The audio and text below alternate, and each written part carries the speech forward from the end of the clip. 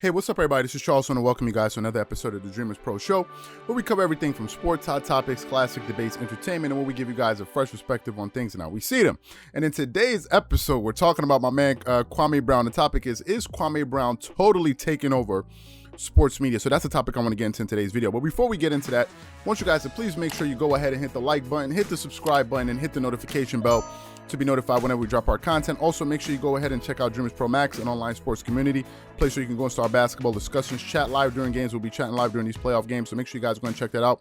We have that linked in the description below and get 7 days of access. Also, make sure you go ahead and click the join button to join the channel, to become a member of the channel, and also receive loyalty badges. So make sure you go ahead and do that. Anyway, let me get into this topic here. So, Kwame Brown has taken over the internet.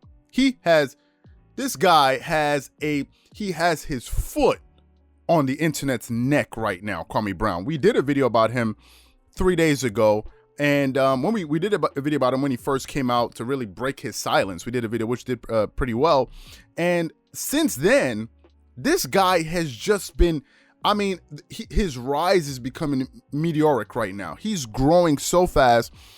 If you look at his YouTube channel, the day he kind of went live and really started, telling his side of the story, I think he had something like 10,000 subscribers. As we speak right now, Kwame Brown has 110,000 YouTube subscribers on his channel. He has grown so fast, and it's all organic. He's not being pushed by anyone. It's not like as if you're talking about like Shannon Sharp, who has Club Shay Shay, it's somebody you see on TV. So it's very easy for him to build a YouTube channel because he's already known on TV. It's nothing like that. Everything is all organic, and people are coming out to support this guy in droves. Now, Kwame Brown has been the punchline of every joke around the NBA for, let's say, the last 20 years. The guy started his playing career in 2001 when he was playing with the Washington Wizards, right? Went there, had a very difficult goal there, playing with Michael Jordan. Then from that point forward, he bounced around the league to so many different teams, but he ended up playing 13 years. Think about this, 13 years in the NBA. I don't see how you're such a bad player, but still remain in the NBA for 13 years. That's an accomplishment. He said one of the things that he wanted to do early in his life when he made it to the NBA, or when he made it, was to get his mother a house. He was able to get his mom a house. Something very, very, very commendable, right? I think in sports, what's happening is people are beginning to put people in media like Stephen A. Smith and others, they're trying to sort of stuff a person's humanity into their profession. And if you're not the best in your profession, it's like you're a failure in life, which is not the case. Kwame Brown never ended up being LeBron James, but he's done very well for himself off the court. And the impact that he's had on his family to buy your mother a house, you know the type of blessing that you have that you get for doing something like that. So he was able to make something of himself. I think he earned over $60 million over his playing career. However, people like Stephen A. Smith have argued, think about this, have sat there on TV and argued for their right to make fun of the guy. Like, just think about this for a second. There were segments on ESPN First Take back in the day where Stephen A. Smith was on there arguing for his right to call Kwame Brown a scrub. Now, this is old news, and I'm sure the majority of you guys have not seen or heard these sound bites. So what I want to do for you guys here, I want you guys to take a listen to an audio of Stephen A. Smith, Skip Bayless, and Jalen Rose. All you know Jalen Rose. I want you guys to take a listen to this exchange that they're having. And Jalen Rose is basically saying, wait a minute, you can talk about the guy, but you don't need to be disrespectful. So before we go too far, I want you guys to take a listen to Stephen A. Smith versus Jalen Rose, and Jalen Rose essentially defending Kwame Brown, and Stephen A. Smith defending his right to basically ridicule the guy. Take a listen to that. Kwame Brown feels when you say Kwame. Do I get to answer this, or are these rhetorical questions? Sure, go ahead. Do I get to answer it, or are they just rhetorical questions? Go ahead. Let me tell you something right now. Kwame, all right, I'm going to tell you why I say Kwame Brown or Rasho the Slava Medvedenko. I'll tell you why. Because you're Kwame Brown. You're 7 feet tall. You're the #1 overall draft pick, okay? You come into this league, you came in without a jump shot. You came in without the ability to rebound. You came in without the ability to do nice footwork, to pass, to rebound, to defend, to score points, or whatever the case may be. And it's a decade later, and you're still that dude. You've never worked and put forth your due diligence in order to take advantage of the privilege opportunity that you were in. And when I see that level of consistency as it pertains to ineptitude, I'm going to call somebody out. If a dude is playing like garbage, you don't sit there and point out he's playing like garbage. Of course you don't I sit do, there and point out how he's not living up to expectation. I don't want to get away from what we're talking about because that's what makes this. Oh, great. I'm staying on the point. I'm right here. But right here. There's a difference between reporting what you see in the box score at the game or calling someone a scrub.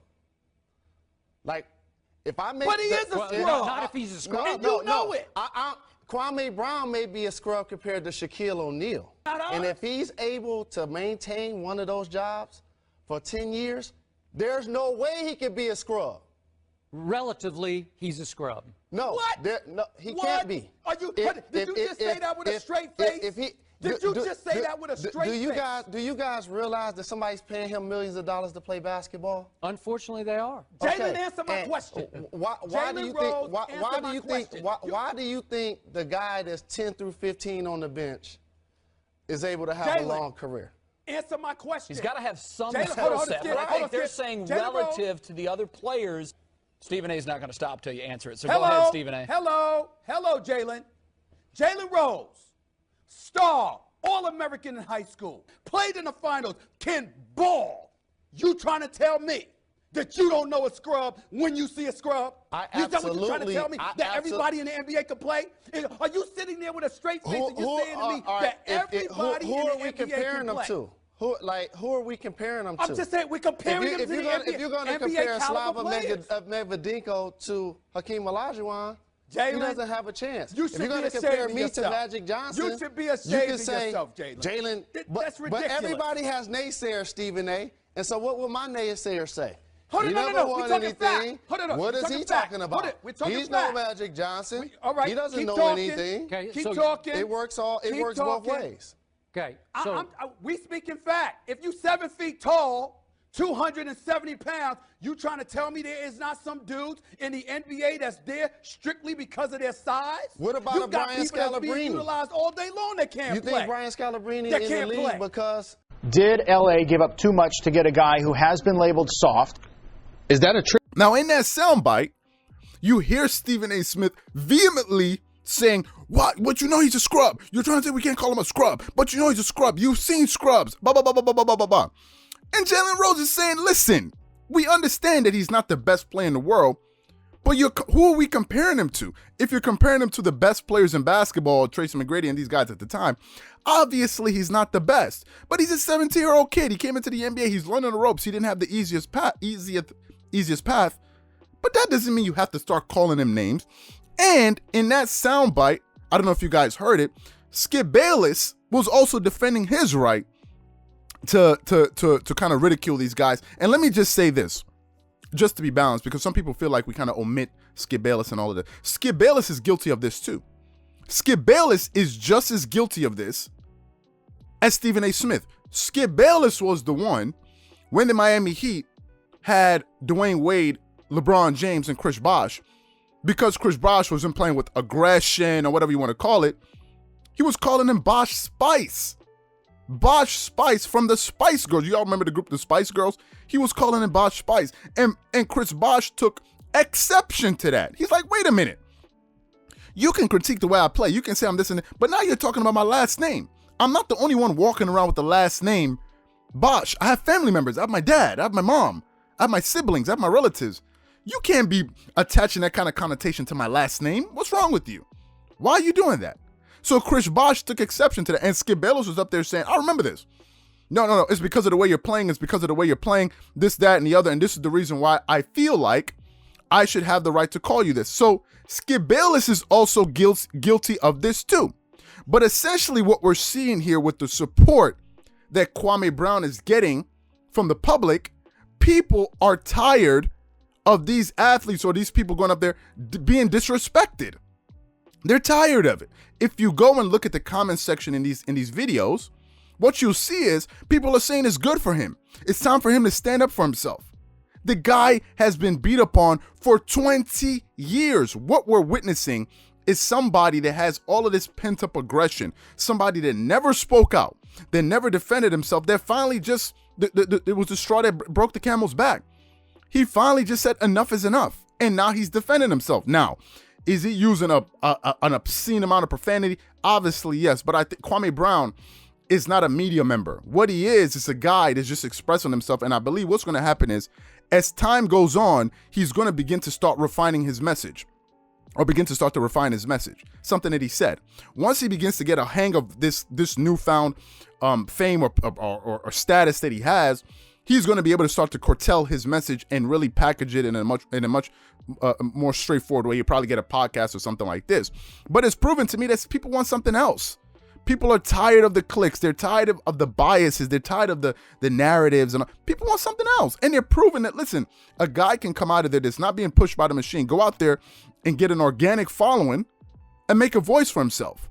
And what is also shown is that all the people that have tried to silence him, all these other media members, they've been unsuccessful. People are not going for it anymore. They're not.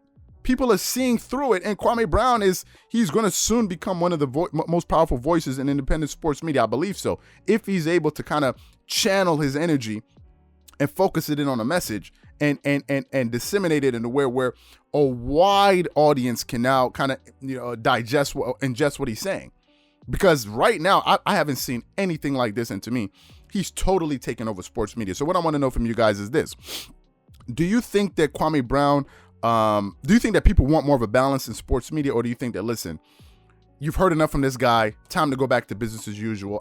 You want the usual suspects. Whatever you guys think, please leave your thoughts and comments in the comment section below. Again, if you enjoyed the video, be sure to make sure you go ahead and hit the like button, hit the subscribe button, and hit the notification bell to be notified whenever we drop our content. Once again, it's just Charles here from Dreamerspro, wishing you guys an amazing day and catch you guys on the next episode.